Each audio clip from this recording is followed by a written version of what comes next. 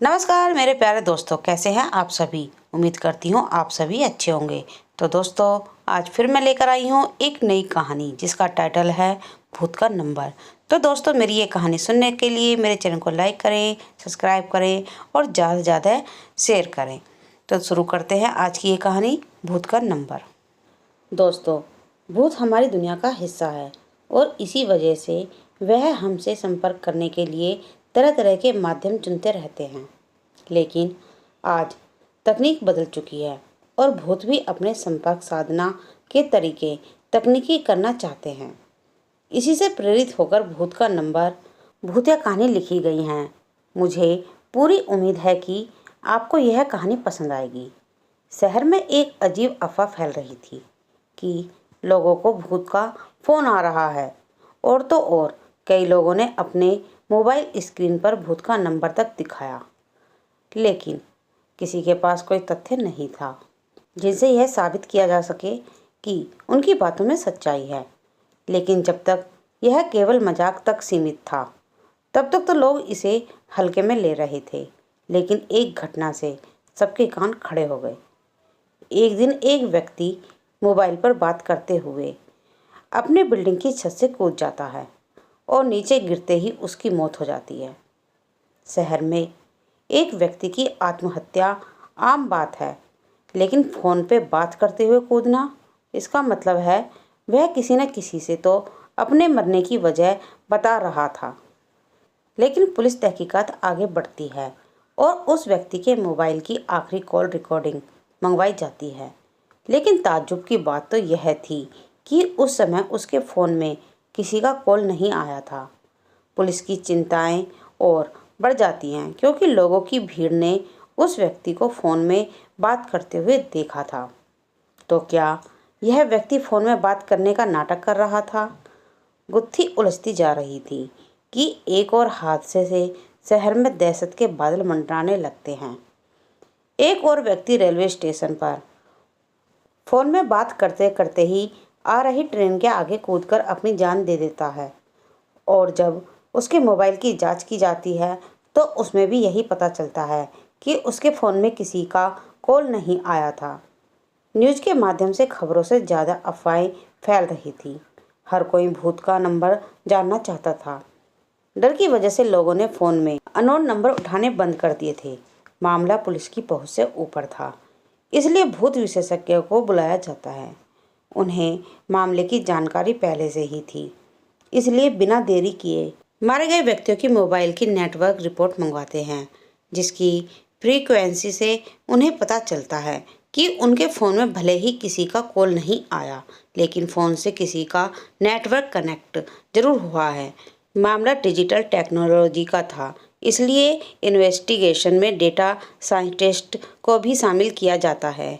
Investigation चल ही रही होती है कि अचानक शहर में 3 लोग और अलग अलग तरीके से आत्महत्या कर लेते हैं। इसके शहर में दहशत का माहौल बनता जा रहा था। डेटा साइंटिस्ट को एक सुराग मिलता है जिससे कि लोग मारे गए हैं। सभी के मोबाइल में एक वेबसाइट का लिंक पाया गया है। उस वेबसाइट में बहुत ही भूतिया मंत्र लिखे हुए हैं और उन्हीं मंत्रों में एक भूतिया नंबर भी है जिसके माध्यम से रिकॉर्ड मैसेज भेजा जाता है, और मैसेज को सुनते ही कोई भी व्यक्ति सम्मोहित होकर अपनी जान दे देता है। लेकिन वेबसाइट की हत्या के जिम्मेदार हैं यह कहना संभव नहीं था, क्योंकि केवल किसी आर्टिकल को पढ़ने से कोई कैसे मर सकता था।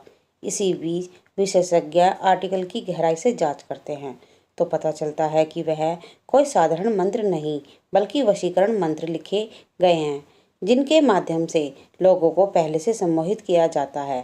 फिर उनके मोबाइल में एक रिकॉर्ड मैसेज भेज दिया जाता है। उन्हें आत्महत्या करने के लिए निर्देश भेज दिए जाते हैं। पुलिस की हत्या के कारण का तो पता चल गया, लेकिन इसके पीछे कौन है यह सभी जानना बाकी था। तभी डाटा साइंटिस्ट वेबसाइट को ट्रैक कर लेते हैं। यह एक कॉलेज का हॉस्टल था। वेबसाइट की लोकेशन का पता चलते ही पुलिस हॉस्टल के कमरे को घेर लेती है और उस लड़के को गिरफ्तार कर लिया जाता है जिसके कंप्यूटर से यह वेबसाइट चलाई जा रही थी। लड़के के कमरे में बहुत से कॉकरोच, कीड़े मकोड़े और मरे हुए चूहे डले हुए थे। वह किसी जानवर की तरह उस कमरे में रह रहा था। दरअसल उसे देखने से ऐसा लग रहा था कि उसकी मानसिक हालत ठीक नहीं है। हॉस्टल में पुलिस को देख मैनेजमेंट की कर्मचारी भी पहुंच जाते हैं, लेकिन उन्हें अंदाजा भी नहीं होता कि इस कमरे में कोई रहता है, क्योंकि यह कमरा तो पिछले 2-3 महीनों से खुला ही नहीं था। लड़के की पूछताछ के लिए थाने लाया जाता है। लड़के का बर्ताव बहुत डरावना था। वह आसपास के लोगों को खरोचने को दौड़ रहा था। बड़ी मुश्किल से पुलिस उसे काबू करते हुए कुर्सी से बांध देती है। पुलिस ऑफिसर उससे एक एक करके कई सवाल पूछते हैं, लेकिन वह उनके किसी भी सवाल का जवाब नहीं देता। पुलिस ऑफिसर थोड़ा सख्ती से पूछताछ करने का प्रयास करते हैं, लेकिन वह कोई प्रतिक्रिया नहीं देता। पुलिस ऑफिसर भूत विशेषज्ञ को लड़के से पूछताछ करने को कहते हैं। भूत विशेषज्ञ को पहले ही पता था कि वह लड़का साधारण स्वभाव का नहीं है। पक्का किसी प्रेत आत्मा ने उसके ऊपर कब्जा किया है। भूत विशेषज्ञ अपने यंत्रों से लड़कों को अपने काबू में करते हैं और उसे एक एक करके सवाल पूछना शुरू कर देते हैं।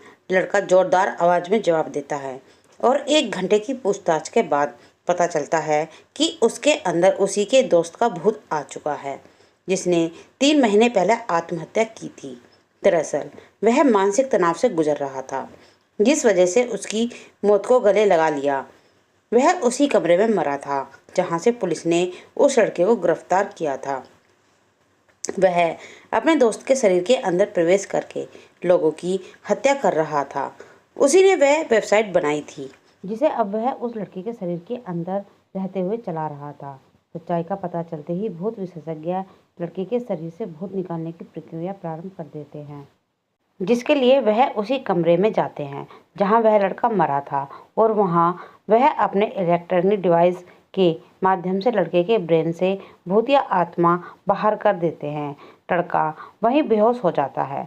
12 घंटे तक बेहोश रहने के बाद जब उसे होश आता है तो वह धीरे धीरे सामान्य होने लगता है। डाटा साइंटिस्ट वेबसाइट को अब डिलीट कर चुके थे।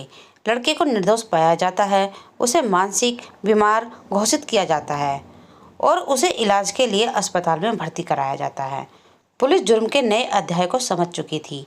कभी कभी तकनीक भी इतना भयानक रूप ले सकती है जिसके लिए हमने कभी सोचा भी नहीं था, और हत्याओं का सिलसिला रुकते ही कहानी भी खत्म हो जाती है दोस्तों। तो दोस्तों, मेरी ये कहानी यहीं समाप्त होती है। उम्मीद करती हूँ आपको मेरी ये कहानी अच्छी लगी होगी।